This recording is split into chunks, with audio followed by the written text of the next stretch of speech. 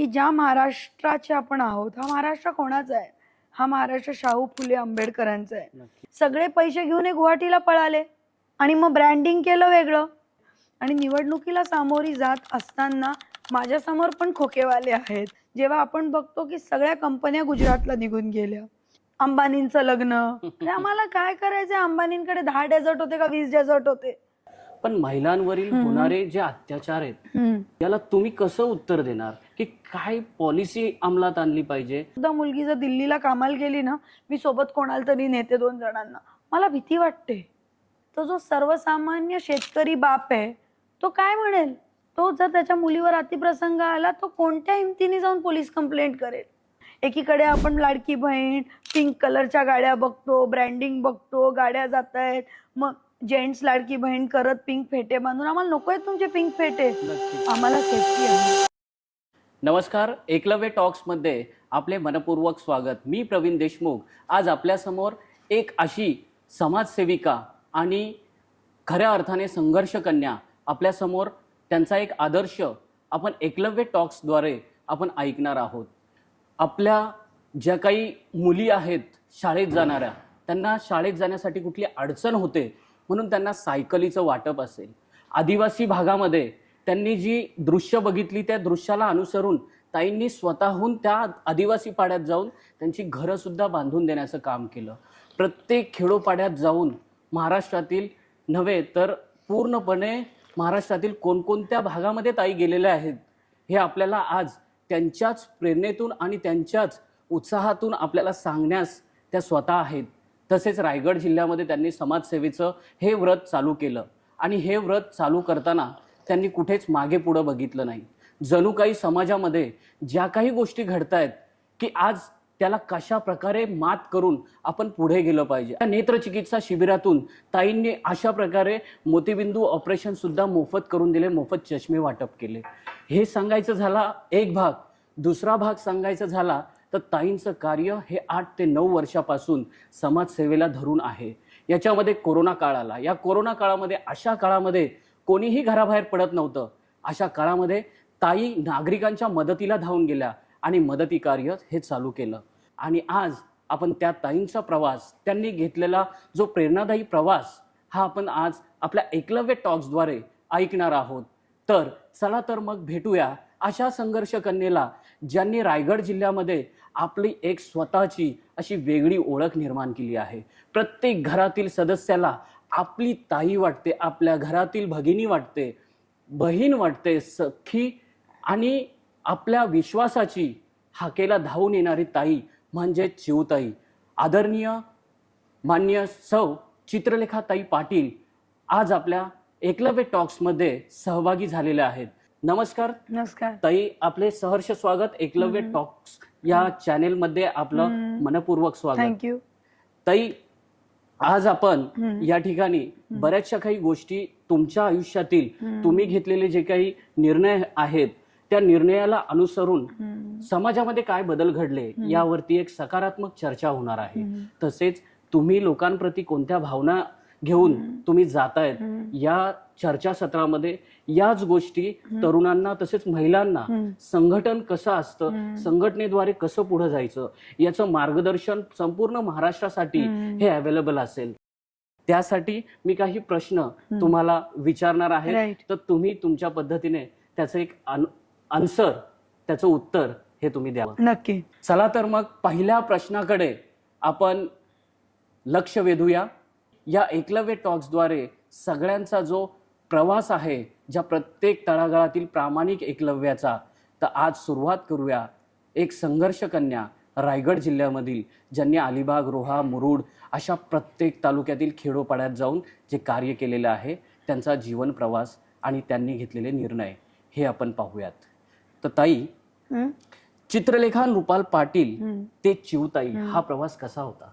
मला चिऊताई खूप लहानपणीपासून म्हणतात आणि असा काय मी भेदभाव मानत नाही. मी एक सर्वसामान्य मुलगी आहे, स्त्री आहे, कन्या आहे.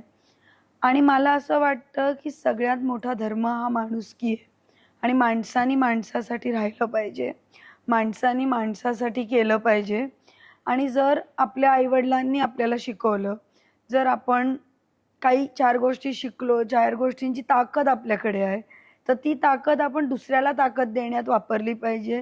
आणि हेच मी शिकले, हेच मला माहिती आहे आणि हेच मी यापुढेही करेन. आणि मला असं वाटतं जो प्रवास असतो माणसाचा, आपण रोज शिकत असतो आणि मला वाटतं एकमेकांचा हात सोबत घेऊन आपण शिकलो पाहिजे. ताई, तुमचा समाजसेवेचा प्रवास हा कसा झाला आणि तुम्हाला आलेली आव्हाने त्याच्यामध्ये, ही कोणकोणती आव्हाने तुम्हाला आली? मला असं वाटतं की समाजकारणाची मला लहानपणीपासून माझ्या वडिलांपासून आवड होती. तेव्हासुद्धा आम्ही लहान असताना वेगळ्या वेगळ्या आश्रमांमध्ये मदत करायचो किंवा मी माझ्या वडिलांना पाहिलंय समाजकारण करताना की त्यांच्या इन्कममधले अनेक पैसे ते गरिबांना द्यायचे आणि त्यांना एक जाणीव होती. त्यांनी वाचन केलेलं होतं आणि तीच आवड मला होती. मी स्वतः जर्नलिझम शिकले, मीडिया शिकले. तर हे शिकत असताना आपल्याला बऱ्याच गोष्टी कळतात, जाणवतात. आणि मग नंतर माझं लग्न शेका पक्षाच्या जैन भाईंच्या घरात झालं. तिथे तर समाजकारणाचा खूप मोठा वारसा आहे, इतिहास आहे आणि मला वाटतं या कुटुंबाने अख्खं रायगड जिल्हाच खऱ्या अर्थाने घडवला आहे. आणि त्याच्यामुळे ती संधी मला मिळाली, तो प्लॅटफॉर्म मला मिळाला, नक्कीच. काम करायला मिळालं आणि थोडंसं शिक्षण असल्यामुळे मी त्या प्लॅटफॉर्मवर काम करत गेले. आम्ही आयडियाज वापरले, माझ्याकडे टीम चांगली होती आणि म्हणूनच आज 25,000 मुलींना आम्ही सायकल देऊ शकलो, गरिबांना घरकुल देऊ शकलो, कोविडमध्ये वॅक्सिन्स देऊ शकलो, एक 400 बेडचं हॉस्पिटल 10 दिवसात उभं करू शकलो. असे अनेक अनेक गोष्टी आम्ही केल्या आणि यापुढे सुद्धा करत राहू. मला असं वाटतं की हे आमचे उपकार नाही, तर हे आमचे संस्कार आहेत, हे आमचे कर्तव्य आहेत.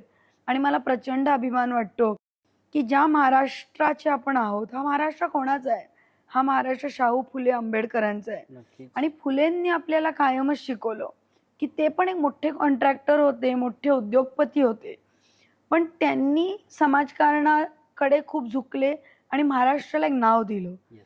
तर आजचे आपण महाराष्ट्रीयन म्हणून हे नाव पुढे गेलं पाहिजे.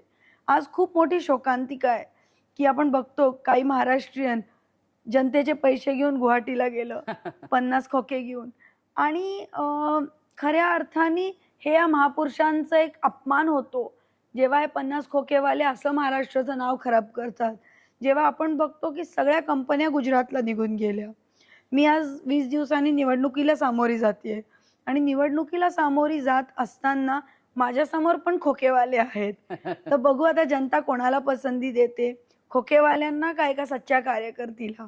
मला विश्वास आहे की ते मलाच पसंती देतील, कारण की हा महाराष्ट्र कंटाळला आहे आणि त्यांना जो अपमान अस्मितेच्या महाराष्ट्राचा झाला त्याचा राग आहे आणि तो मला वाटतं या निवडणुकीत तो राग ते काढणार. कोरोना महामारी जी आली, ती आपल्या सर्वांसाठी हा खूप कठीण काळ होता. अखंड जगासाठी हा कठीण काळ होता. या कठीण काळामध्ये की सर्वजण घरामध्ये असताना की अलिबाग कर आणि एक कर्तव्य ही भावना घेऊन तुम्ही ह्या कोरोनाच्या काळामध्ये प्रत्येक घरामध्ये जाऊन वेगवेगळ्या पद्धतीने त्यांना समजावून नागरिकांची जी काळजी घेतली, तो प्रवास कसा होता ताई? ते आव्हान कसं तुम्ही स्वीकारलं? मला असं वाटतं की माणसानी माणसासाठी राहिलं पाहिजे आणि जनरली माणसं नॉर्मल सिच्युएशनमध्ये स्वतःचं स्वतः करू शकतात. म्हणजे आपल्याला 2 हात असतात, 2 पाय असतात, आपण कामावर जातो, कमवतो. आजकाल आपण मुली पण बघतो की त्या स्वतःच्या पायावर उभ्या असतात. पण कधी कधी आयुष्यात अशा घटना होतात आणि वेळ येते जेव्हा खरंच एकमेकांची गरज लागते. किंवा जर आपण एखादं मोठं कुटुंब असेल, राजकीय कुटुंब असेल, तर आपल्या मदतीची गरज लागते. नक्कीच ताई. आणि मला असं वाटतं तेव्हा जर तुम्ही लोकांसाठी नाही गेले तर केव्हा? आणि उद्या कदाचित अशी पण सिच्युएशन येईल की तुम्ही अडचणीत येतील आणि लोक तुम्हाला हे एक हात मदतीचा देतील. मला वाटतं ही भावना खूप महत्त्वाची आहे. पण आज आपण बघतो की अनेकदा अनेक नेते मंडळी खूप सेल्फिश असतात. बरोबर. जसे आमच्याकडे अनेक आमदार आम्ही पाहिले, म्हणजे आमच्या अलिबागचे पण विद्यमान शिंदे गटाचे आमदार पाहिले, ते कोविडमध्ये बाहेरच नाही पडले. आणि त्यांनी कामच नाही केलं. पण आमचा पक्ष लहान आहे, पण आमचा पक्ष हा माणुसकीला धरून आहे, आमचा पक्ष गोरगरिबांना धरून आहे आणि आम्ही कोणताही भेदभाव न करता हॉस्पिटल्स उभे केले. आमचे स्वयंसेवक, म्हणजे जेवण मी द्यायचे, पण आमचे स्वयंसेवक जाऊन जाऊन लोकांना जेवण द्यायचे. तुम्हाला मजा सांगते, परवा मी प्रचार करत होते, तर मला एक बाई भेटली. ती मला येऊन म्हटली, या ताई, माझ्याकडे गणपती बघा, आणि माझ्या पाया पडली. आणि तिने मला सांगितलं की ताई, माझे मिस्टर हॉस्पिटलमध्ये होते आणि सगळे हॉटेल्स बंद होते. आणि आम्ही टेन्शनमध्ये बाहेर बसायचो, मला जेवाय खायला काही हे नसायचं, पण बरोबर 1 वाजता आणि रात्री 8 वाजता तुमचा एक नगरसेवक यायचा, जेवण द्यायचा आणि चांगलं शिजवलेलं अन्न मी जिथे बसलेली असायची सिव्हिल हॉस्पिटलच्या बाहेर, तिथे येऊन द्यायचा. अरे वा. मला असं वाटतं लोकांना दुःख खूप आहेत, खूप तळागाळात प्रॉब्लेम्स आहेत. आज चांगलं आहे की तुम्ही हे चांगले विषय इथे बोलताय. आपण नाही तर टीव्ही ऑन केला किंवा काही काही मीडिया ऑन केली तर नुसत्या भडक बातम्या, अंबानींचं लग्न. अरे आम्हाला काय करायचंय, अंबानींकडे 10 डेझर्ट होते का 20 डेझर्ट होते? तुम्ही रिअल प्रॉब्लेम्स दाखवा समस्यांवर की सिव्हिल हॉस्पिटल्सची हालत काय आहे, रस्त्यांची परिस्थिती काय आहे. ते सगळे हॉस्पिटलचे, रस्त्याचे, नळाच्या पाण्याचे सगळे पैसे घेऊन हे गुवाहाटीला पळाले आणि मग ब्रँडिंग केलं वेगळं. हे सगळं कुठेतरी थांबलं पाहिजे असं मला वाटतं. माणसांनी माणसासाठी राहिलं पाहिजे. आज भारतात गरीब आणि श्रीमंताची तफावत प्रचंड होतीये, ही कमी करण्याचा प्रयत्न आपण केला पाहिजे. शिक्षण, आरोग्य याच्यावर प्रामुख्याने लक्ष दिलं पाहिजे. हे मानणारी कार्यकर्ती मी आहे. त्याच्यामुळे कोविडमध्ये जे मी काम केलं, की आमच्या टीमनी जे काम केलं, ते उपकार नसून मी मानते कर्तव्य केलं पाहिजे. आणि मला असं वाटतं प्रत्येक कार्यकर्त्यांनी, मग तो राजकीय क्षेत्रात असो किंवा नसो, आपला एक मदतीचा हात दुसऱ्याला दिलाच पाहिजे. नक्कीच. ताई, आज आम्ही जेव्हा बघितलेलं आहे की ती चिवताई, की प्रत्येक खेडोपाड्यातील वाड्या वस्त्यांवरती तुम्ही नेत्रचिकित्सा शिबिरे घेतली, मोफत चष्मे वाटप केले, आणि ज्यांचे बाबा मोतीबिंदूंचं ऑपरेशन करणं असेल त्यांचं मोफत मोतीबिंदूचं ऑपरेशन देखील करून दिलं. याची प्रेरणा कुठून आली ताई? मी परवा एकदा वाचत होते आणि मी वाचलं की India is the blindest country in the world. म्हणजे आपल्याकडे सगळ्यात जास्ती डोळ्यांचे प्रश्न आहेत आणि आपल्याकडे गरिबी इतकी आहे की अनेकदा गरीब लोक हे स्वतःच्या तब्येतीमुळे किंवा घरी जवळ डोळ्याचा दवाखाना तेवढा काही प्रत्येक गावात नसतो, बरोबर आहे. याच्यामुळे स्वतःचे डोळे चेक नाही करत. मग ते पडतात, पुढे जाऊन त्यांना कॅटरॅक्ट होतो, डोळ्यांना त्रास होतो. आणि मला सांगा, तुम्ही आणि आम्ही आहे, आपण नुसती पापणी झपकली तरी आपल्यासमोर काहीच नाही दिसत. बरोबर. म्हणजे डोळा आपला किती महत्वाचा अवयव आहे. तर म्हटलं आपण काही सगळं बदलू नाही शकत जगातलं, पण मी I always believe in one thing, be the change you want to see. जरी 1% बदल तुम्ही करू शकलात तरी तुम्ही खूप बदल करू शकता. म्हणून मग आम्ही सगळी नेहमीप्रमाणे टीम एकत्र बसली. म्हटलं आपण चष्मे वाटप करू. जवळजवळ 60-70 हजार चष्मे आम्ही वाटप केले. आय चेकअप कॅम्प घेतले, अनेक लोकांचे कॅटरॅक्ट ऑपरेशन्स केले. मला वाटलं लोणावळ्यात पण आपण एकलव्य ट्रस्ट बरोबर केलं आणि आनंद वाटला की तितक्या लोकांपर्यंत आम्ही पोहोचू शकलो आणि यापुढे सुद्धा आम्ही ते करू. ताई, त्याच्यानंतरचा प्रश्न येतो की पावसाळ्यात जी भेडसावणारी सर्वात मोठी अडचण आत्ताची जी अलिबागकर असेल, मुरुड असेल, रोह्यात असेल, पूर परिस्थिती रायगडमध्ये खूप मोठ्या प्रमाणात आली. हो. या पूरस्थितीला तुम्ही स्वतःहून बाहेर दिसलात की एक लोकप्रतिनिधी नसून तर एक घरातील सदस्य कोणतरी आलाय समस्या सोडवायला. हे कसं काय केलं तुम्ही? हे चॅलेंज कसं स्वीकारलं स्वतःला? नाही, मला असं वाटतं पूर आणि निसर्ग जेव्हा स्वतःचं रूप दाखवतं तेव्हा मनुष्य अतिशय हतबळतो. तुम्ही जर पूरग्रस्त लोकांना भेटलात तर इतकं वाईट परिस्थिती होऊन जाते. आमची काही काही गावं होती ज्यांची सगळे पत्रे गेले होते. तुम्ही अशी गावं होती की सगळा भाताचा कोठारा भिजून जातो. अशा वेळी खरंच आपण त्यांना माणूस हतबल असतो. मग अशा वेळी मला वाटतं त्यांना मदत करणं आपलं कर्तव्य आहे. मला नेहमी वाटतं समाजकारणात असो, राजकारणात असो किंवा तुम्ही एक नॉर्मल हाऊसवाईफ असो, आपण मदत केलीच पाहिजे. नक्कीच. कारण की आपण कसं आपल्या दुसऱ्या माणसाला एवढं या परिस्थितीत ठेवू शकतो, आपण मदत ही केलीच पाहिजे. पुरात सुद्धा आम्ही आणि आमच्या टीमनी अनेक घरांना पत्रे दिले. अनेक लोकांना जेव्हा ते काय होतं, पॅनिक सिच्युएशन होते, बरोबर आहे. पाणी घरात येतं, नुकसान होतं, मग तेव्हा घरात मदत केली. ताईच्या सावलीच्या अंडर आम्ही नवी घरं बांधण्यात मदत केली. आणि मी तुम्हाला सांगते, सगळ्या युवकांना विशेष करून सांगते, की पुढच्या 25 वर्षात एन्व्हायरमेंट हा सगळ्यात मोठा चॅलेंज आपल्या पिढीला आहे आणि जो बऱ्यापैकी आपल्या कंट्रोलच्या बाहेर आहे. येस. मग कोविडसारख्या महामारी असो, वादळ असो, पाऊस असो, आत्ता पण तुम्ही बघता किती अचानक पाऊस येतो. नक्कीच ताई, बरोबर. अचानक बिल्डिंग्समध्ये आपल्या घरात सुद्धा असे 10 मिनिटात पुणे मुंबईसारख्या शहरात सुद्धा पाणी भरतं. तर त्याच्यामुळे आपल्याला खूप अलर्ट राहायला पाहिजे. मी यापुढे सुद्धा जर निवडून गेले तर एन्व्हायरमेंट पॉलिसीजचा अभ्यास करणार आहे, त्याच्यावर बोलणार आहे, की आपण कसं आपलं एन्व्हायरमेंट जपू शकतो जेणेकरून अशा परिस्थितीच येणार नाही. बरोबर. आणि जर अशा परिस्थिती आल्या तर त्याला मात कशी केली पाहिजे आणि त्याच्यासाठी जी काय मदत लागेल मला वाटतं ती अतिशय प्रायोरिटीने केली पाहिजे. नक्कीच ताई. ताई, एक चांगला आणि समाजाला एक खूप प्रेरणा देणारा अजून एक मोठा प्रश्न मी तुमच्या समोर मांडतो.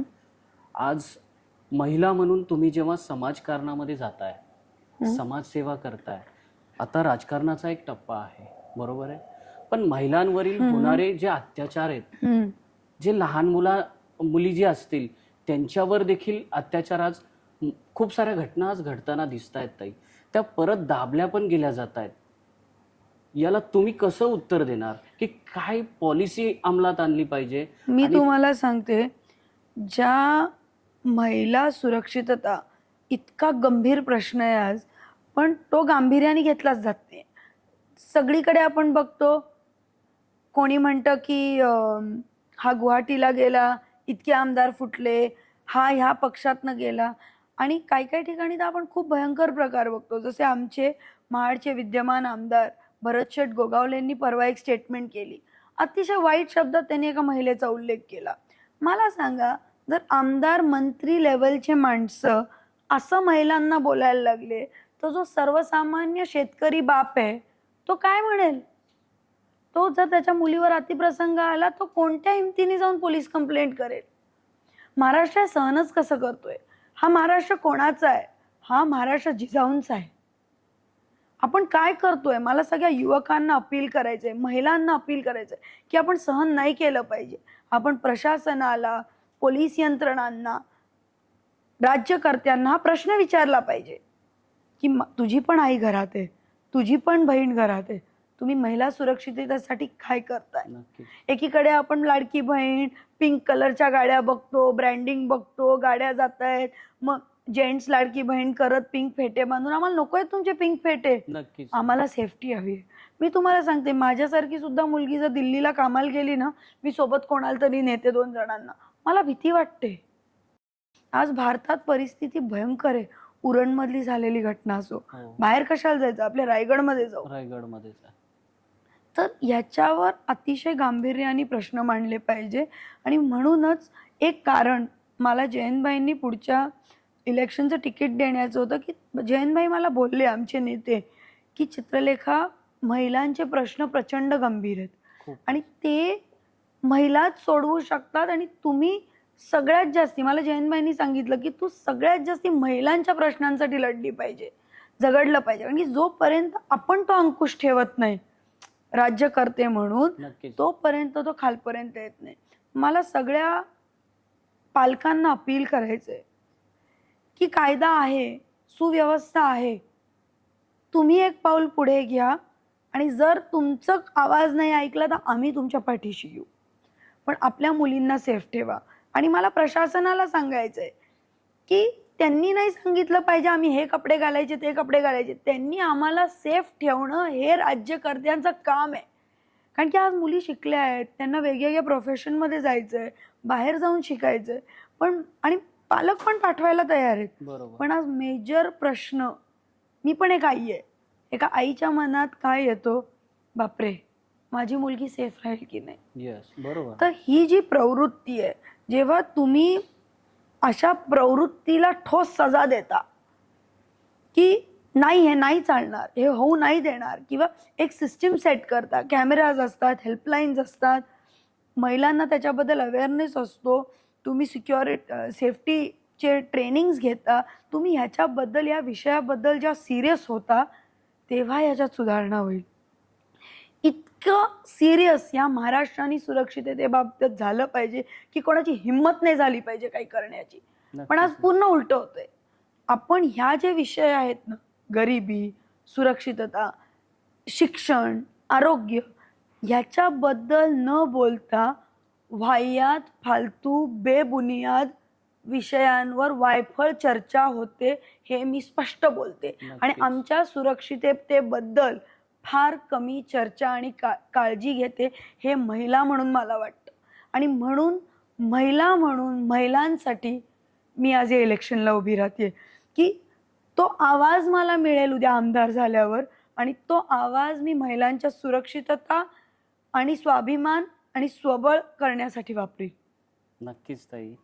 ताई, याच प्रश्नाला मी अनुसरून तुम्ही जे समाजामध्ये एक ऑलरेडी अगोदर पाऊल टाकलेलं आहे की महिला सुरक्षित होण्यासाठी, तेच म्हणजे सावित्रीच्या लेकी चालल्या पुढे.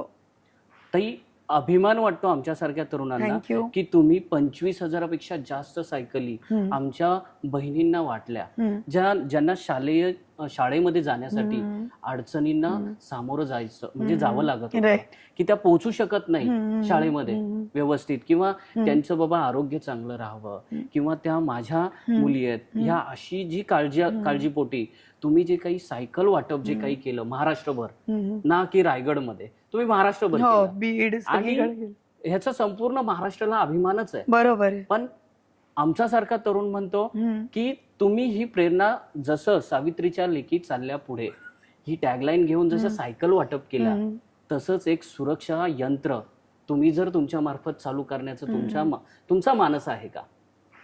मला खरंच सुरक्षितता या विषयावर खूप काम करायचंय. तो एवढा सोपा विषय नाहीये. त्याच्यात आहे मानसिकता, त्याच्यात आहे फिजिकल सेफ्टी, त्याच्यात आहे जेंडरचा रेशो, तर या सगळ्यांवरती आहे. त्याच्यात आहे व्यसनमुक्तीचे मुद्दे. तर मी असं नाही आहे की मी हे एकदम एक जादूची छडी घेतली आणि एका दिवसात आपण हा प्रश्न सोडवला. पण एक कार्यकर्ती म्हणून, एक महिला म्हणून, आणि एक सुशिक्षित महिला म्हणून, आणि एक समाजकारणात आणि राजकारणात असलेली महिला म्हणून मी पुन्हा एकदा सांगते, सुरक्षितता या मुद्द्यासाठी जितकं काही करता येईल ते मी करीन आणि त्याच्या पाठीशी निश्चितपणे उभी राहीन. नक्कीच ताई. ताई, अजून एक महत्त्वाचा प्रश्न, राजकारणात सक्रिय होण्याचा निर्णय का घेतला? मला असं वाटतं की मला ना, मी अनेक एज्युकेटेड आणि अशा नॉर्मल लोकांना भेटते, आणि म्हणजे माझ्या आईवडिलांचं पण फार मत नव्हतं की मी राजकारणात यावं. तर त्यांना जेव्हा मी भेटते ना, तेव्हा ते काय म्हणतात, नाही नाही, we are just a doctor, we are just a engineer, politics is not my thing. आमचं नाही, पॉलिटिकली आम्ही नाही आहे. मी नेहमी त्यांना म्हणते, असा माणूस नाही आहे जो पॉलिटिक्सशी अलिप्त आहे. कारण की सकाळी आपण गॅस लावतो पासून आपण रस्त्यावर एकटं चालत जाऊ शकतो का, ते आपण कोणती भाषा बोलतो, कोणती भाषा बोलायला आपल्याला परवानगी आहे, कसं वागायला परवानगी आहे, मत द्यायला परवानगी आहे की नाही, या सगळ्यात राजकारण आहे. अगदी बरोबर. म्हणजे तर त्याच्यामुळे प्रत्येक माणूस जरी तो काही ना काही व्यवसाय करत असेल, त्याला राजकारणाची जाण असली पाहिजे. He should be aware. Y he should be aware? कारण की त्याचा डायरेक्ट इफेक्ट त्याच्या आयुष्यावर होतो. म्हणजे जसं एक महिला ती सुरक्षित आहे की नाहीये, तिथल्या राज्यकर्त्या व्यवस्थेवर ते डिपेंड करतं. एक अल्पसंख्याक समाजाचा माणूस तो सेफ आणि इन्क्लुझिव्ह आहे की नाहीये, हे तिथल्या परिस्थितीवर डिपेंड करतं. एक नॉर्मल माणसाला नोकऱ्या मिळतात की नाही मिळत. जसं पूर्वीच्या काळात अनेक गव्हर्नमेंट जॉब्स वगैरे मिळत होते, पण आज आपण पाहिलं आर्मीला सुद्धा 4 वर्ष कॉन्ट्रॅक्टची अग्निवीर स्कीम आणली. म्हणजे हे सगळं राजकारणामुळेच झालं ना. किंवा जो भरघोस GST गव्हर्नमेंटनी लावला, तो राजकारणात नसलेल्या माणसावर पण लागला. तर त्याच्यामुळे मला असं वाटतं, विशेष करून जे सुशिक्षित लोक आहेत त्यांनी राजकारणात आलं पाहिजे, त्यांनी चांगल्या मार्गांचं प्रबोधन केलं पाहिजे. मला वाटतंय का राजकारण्याला 2 गोष्टी पाहिजे, चांगलं शिक्षण, नॉन करप्शन आणि माणुसकी. नक्कीच. आणि हे जर तुमच्यात असेल तर तुम्ही राजकारणात आलं पाहिजे असं मला वाटतं. आणि तसे राज्यकर्त्यांची गरज आहे, तरच आपली समाज व्यवस्था, स्टेट, डिस्ट्रिक्ट, तालुका सुधरेल. पण आज असं होतं ना, अनेक चांगले लोक राजकारणापासून दूर राहतात Yes. आणि मग गुंडगर्दी करणारे, चिखलात लोळणारे, गुवाहाटीला जाणारे असे लोक, वाह्यात स्टेटमेंट्स महिलांबद्दल देणारे असे लोक निवडून जातात किंवा निवडणुकीला उभं राहायचा प्रयत्न करतात. कारण की जो सुशिक्षित माणूस आहे, जो जो गोरगरीब माणूस आहे, ज्याला चांगलं आयुष्याने जगायचंय, तो त्याच्यात इंटरेस्ट घेत नाही. बरोबर. मला या इंटरव्ह्यूच्या निमित्ताने सगळ्यांना अपील करायचंय, युवकांना अपील करायचंय की तुम्ही उभ्या असलेल्या पॉलिटिकल पार्टीजचं आणि नेते मंडळींचं ऑडिट करा. ते कोण आहेत, त्यांच्या पार्टीनी काय काम केलं, त्या व्यक्तीने काय काम केलं आणि त्या व्यक्तीचं पुढचं विजन काय आहे. नक्कीच. आणि तसंच दुसऱ्याचं विजन काय आहे. आणि नुसत्या व्हॉट्सॲप फॉरवर्डवर विश्वास ठेवू नका. तुम्ही नीट अभ्यासपूर्ण बघा की त्याचं काम काय आहे. म्हणजे अनेकदा आमच्या तालुक्यात तर असं होतं की बॅनर लागतो आणि पाणी नसतं, रस्ता नसतो, हे नसतं, पण बॅनर मोठा लागतो. तर त्या जागेवर खरंच रस्ता आहे का, ते समाज मंदिर खरंच बांधलं का, हे बघण्याची गरज आहे. मला अभिमान वाटतो. मी जेव्हा म्हणते मी सायकल वाटली तर त्या मुलीच्या हातात सायकल असते. येस. सो हे ऑडिट करणं खूप गरजेचं आहे आणि युवकांनी ऑडिट केलं पाहिजे. कारण की जो तुम्ही निवडून द्याल किंवा जिला तुम्ही निवडून द्याल तीच तुमच्या आयुष्यात प्रश्न मांडेल, बदल घडवेल आणि त्याच पद्धतीचं विधिमंडळ होईल. म्हणजे आज मला सांगा, जे कट्टर शिवसेनेचे किंवा बाळासाहेब ठाकरेंचे समर्थक होते, त्यांना किती दुःख होत असेल गुवाहाटीला जेव्हा शिंदे गट बनला तेव्हा. त्यांना एक मराठी माणसाचा अभिमान असलेले शिवसैनिक, त्यांना किती वाईट वाटत असेल खूपच. शिंदे गट बनला तेव्हा. तर त्याच्यामुळे हे सगळ्या भूमिका, पण मत देताना त्यांनी धनुष्याला दिलेलं तेव्हा 5 वर्षापूर्वी, पण त्यांना काय माहिती 2 वर्षात 3 वर्षातच बदल होईल. आणि मला सांगायचंय की पक्ष बदलणाऱ्यांना मतं देऊ नका.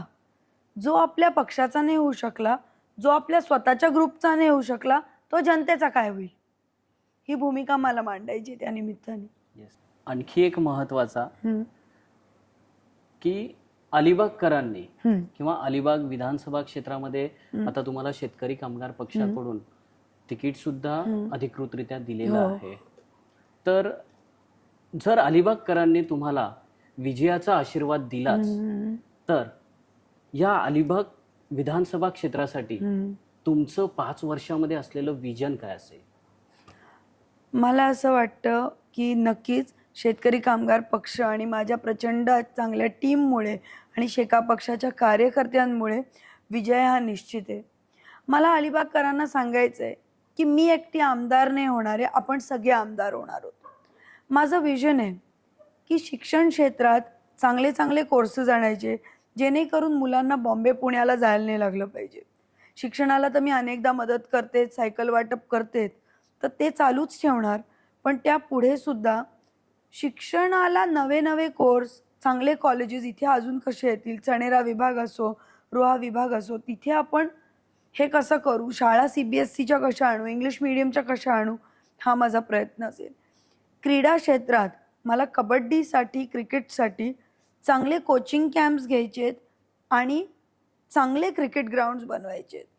बैलगाडी क्षेत्रात मला एक, आम्ही म्हणतो, आम्ही PNP आमची कंपनी आहे, तर PNPने एक मोठं क्रिकेट ऑर्गनाईज केलेलं, मला त्या पद्धतीची मोठी बैलगाडी प्रेमींसाठी करायचं आहे. कारण की शेतकरी कामगार म्हणजे तो आमचा शेतकऱ्यांचा खेळ आहे बैलगाडी शर्यत म्हणजे. तर बैलगाडी प्रेमींसाठी मला एक मोठी शर्यत करायची. मला इथलं हॉस्पिटल आहे, सिव्हिल हॉस्पिटल, ते चांगलं करायचं आहे. आणि मी अलिबागकरांना आश्वासन देते की मी जर उद्या आमदार झाले तर 100% त्यांच्यासाठी 24 तास अवेलेबल असेल.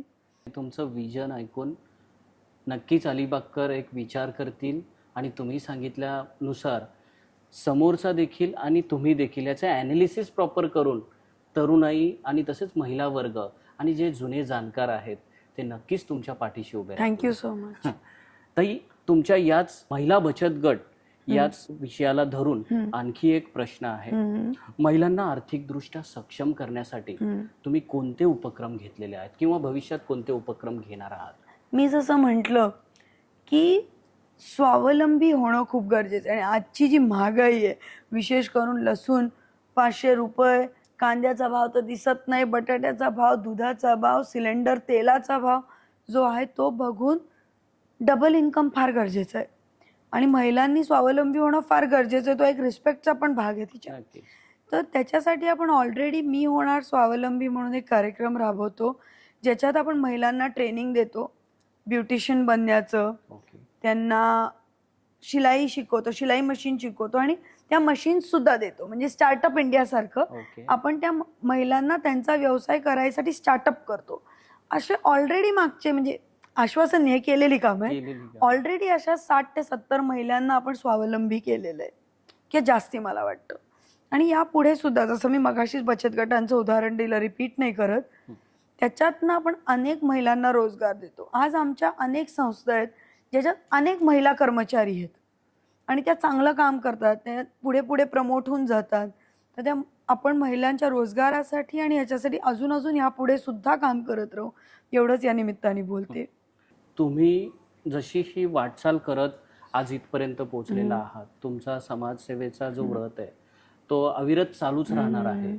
पण याच्यातून संपूर्ण महाराष्ट्रातील तरुणाईला, विशेषतः महिला वर्गाला, की या ज्या काही प्रेरणा आहेत किंवा हा प्रेरणा संदेश तुम्हाला कोणत्या प्रकारचा संदेश तुम्ही त्यांना देऊ इच्छिता, की या चॅनेलच्या मार्फत आपण एक असं दाखवतो की महाराष्ट्रातील एक एकलव्य तुम्ही आहात आणि तुमच्याकडून एक प्रेरणा, जसं तुम्ही म्हटलात की 1% जरी समाजामध्ये बदल झाला, बरोबर आहे, किंवा आपला हा संवाद ऐकून एक माणूस जरी घडला तरी आपण त्याचं यश मानू. याच उद्देशाने कोणते प्रेरणा मला तुम्ही असं- युवकांना आणि महिलांना द्याल? मला असं वाटतं की दोनच खूप महत्त्वाच्या गोष्टी आहेत. एक आहे मेहनत, एक आहे सातत्य आणि तिसरा आहे पेशन्स. की हे जर 3 क्वालिटीज आपल्यात असल्या आणि आपल्यात सच्चाई असली तर आपण नक्कीच यशस्वी होतो.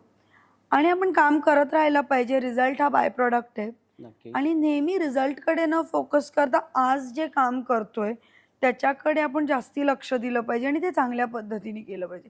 आणि एक कायम लक्षात ठेवलं पाहिजे की आपल्याला खूप लोक असतात साथ देणारी, आपण मोठे सुद्धा होतो, पण कधी कधी असं होतं मोठे होऊन आपल्या डोक्यात कधी हवा नाही गेली पाहिजे. आपण कायम माणुसकी, बांधिलकी ही कधीच सोडली नाही पाहिजे.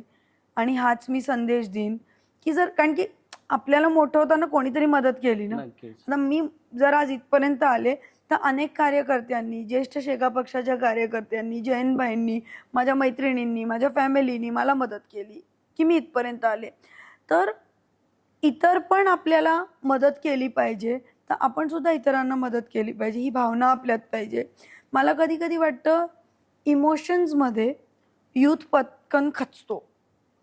तर खूप इमोशन्स आपले स्टेबल पाहिजे, बरोबर. कारण की सिच्युएशन्स येतात आपल्या लाईफमध्ये जे आपल्या प्रेडिक्शन प्रमाणे नसतात, पण काळांतराने गोष्टी बदलतात आणि एक पॉझिटिव्ह साईड येते नक्की. आणि नवे प्रॉब्लेम्स परत येतात. सो हा जो मोमेंटस आहे, जी मूव्हमेंट आहे, की दर दिवशी मी नेहमी म्हणते, मी बऱ्याचदा इन्स्टा पोस्ट पण करते, काही झालं की मी म्हणते कीप गोईंग. म्हणजे कधी करते माहिती, ज्या गाडीत बसून मी खूप कंटाळते आणि मी स्वतःच व्हिडिओ बोलते आणि बोलते कीप गोईंग. तर मला वाटतं कीप गोईंग खूप महत्त्वाचं आहे. आणि खूपच वाईट वाटलं ना तर स्वतःच्या नाकाखाली हात ठेवा, श्वास चालू आहे तोपर्यंत होप आहे, पुढे जात जा. एक नंबर. खूप छान. ताई, आता एक रॅपिड फायर पैकी काही क्वेश्चन असतील ओके. जे तुम्हाला तुमचं एक स्वतःतलं एक मन एक बाहेर टाकण्यासाठी काही क्वेश्चन असतील. द्यायचं असेल तर दे, नाहीतर नाही देणार. समाजसेवेतील आणि राजकारणातील तुमचे द्रोणाचार्य कोण आहेत? भाई आमदार जयंत पाटील. आणि समाजसेवेतील भाईच? जनता. नक्कीच. आणि तुमच्या आयुष्यातील प्रेरणादायी व्यक्ती कोण आहे? खूप आहेत. अशा काही व्यक्तींची आम्हाला नावं ऐकायला आवडतील. महात्मा फुले, APJ अब्दुल कलाम, MS धोनी, खूप आहेत. एक वचन जे तुम्ही कायम तुम्ही त्या बंधनात अडकता, हे तुम्ही स्वतःला दिलेलं एक वचन आणि दुसऱ्यालाही सांगू इच्छिता हे वचन कोणतं वचन असं आहे? माणसाने माणसासाठी जगायचं. येस. हा अलिबागकर पण विचार करतील. निष्ठा म्हणजे काय? शेतकरी कामगार पक्ष आणि शेतकरी कामगार पक्षाचा कार्यकर्ता. तुमच्या दृष्टीत यश म्हणजे काय ते? प्रयत्न. प्रयत्न म्हणजेच यश. सी, मी नेहमी म्हणते result is a byproduct. मी नेहमी म्हणते आज जर मी हा इंटरव्ह्यू देते तर माझी बेस्ट कपॅसिटीमध्ये बेस्ट क्वालिटीचा इंटरव्ह्यू मी दिला पाहिजे. पुढे तो आवडतो की नाही याचा बाय प्रोडक्ट. यस, नक्कीच. आणि कसं होतं जनरली जेव्हा प्रयत्न असतो तेव्हा 90% यश मिळतं आणि नाही मिळालं तर त्यातनं काहीतरी शिकून पुढे अजून काहीतरी होतं. तर मी नेहमी म्हणते there is always hope. Yes. तर आज आपण आपल्या चर्चासत्रामध्ये, एकलव्य टॉक्सच्या चर्चासत्रामध्ये आपण एक संघर्षमय समाजसेवेतून राजकारणात येणाऱ्या एक महत्त्वाकांक्षी एकलव्याला आज आपण भेटलोत. या एकलव्याकडून आपण त्यांनी त्यांच्या आयुष्यात घेतलेले डिसिजन्स असतील, त्या डिसिजन्समुळे समाजामध्ये आलेले बदल्स हे आपण बघितले. त्यांनी दिलेली एक दिशा, त्यांनी दिलेलं वचन हे आपण ऐकलं. या वचनातूनच आपण काय प्रेरणा घेणार आहोत? नक्कीच तुम्ही ज्या काही प्रेरणा घ्याल या तुम्ही तुमच्या उभ्या आयुष्यामध्ये हे तुम्ही यशस्वी होण्यासाठी खूप मार्गस्थ असतील. तसेच मी सांगू इच्छितो की या महत्त्वाकांक्षी एका संघर्ष कन्येनी जे काही आपलं साम्राज्य उभं केलेलं आहे ते एका दिवसात नव्हे किंवा एका महिन्यामध्ये नव्हे तर जवळपास यासाठी लागणारा कालखंड हा वर्षानुवर्षाचा आहे. आणि हा असाच संघर्षमय कहाणी किंवा संघर्षमय लढा हा त्यांचा अविरतपणे चालण्यासाठी त्यांना नक्कीच अलिबागकर विधानसभेमध्ये आमदार म्हणून निवडून तर देतीलच, पण त्याबरोबर विधानसभेमध्ये एक प्रामाणिक एकलव्य आमदार म्हणून त्या नक्कीच तिथे प्रतिनिधित्व करतील अशीच मी आशा व्यक्त करतो. आणि तमाम महाराष्ट्रातील जनतेला मी सांगू इच्छितो की या संघर्ष कन्येतून अशा 100 ते 1000 संघर्ष कन्या या महाराष्ट्रभर उभ्या राहाव्यात आणि या महाराष्ट्राला आपल्या सावित्रीच्या लेकींना ह्या सुरक्षित करण्यासाठी संघटित येऊ द्या आणि आपला महाराष्ट्र एका वेगळ्या वळणावरती जाण्यासाठी त्याला प्रेरित करा. धन्यवाद ताई, आपण या चर्चासत्रामध्ये आलात आणि आपण आपला बहुमूल्य वेळ आपला दिलात आणि खूप चांगलं मार्गदर्शन आज महाराष्ट्रातील तरुणाईला असेल किंवा रायगड जिल्ह्यातील तरुणाई आज ऐकेल किंवा संपूर्ण महाराष्ट्र हा तुमचं जे काही प्रवास आहे, जीवन प्रवास आहे, तुम्ही घेतलेले डिसिजन्स आहे हे ऐकून खरंच भारावून गेला असेल. आणि मी आशा व्यक्त करतो की याच्यातून बऱ्याचशा काही गोष्टी या चांगल्या समाजामध्ये घडतील. आणि तुम्हाला देखील ताई आमच्याकडून शुभेच्छा. येणारी विधानसभेत तुम्ही नक्कीच निवडून जाल अशा मी आशा व्यक्त करतो आणि सदिच्छा देखील देतो. थँक्यू. येस.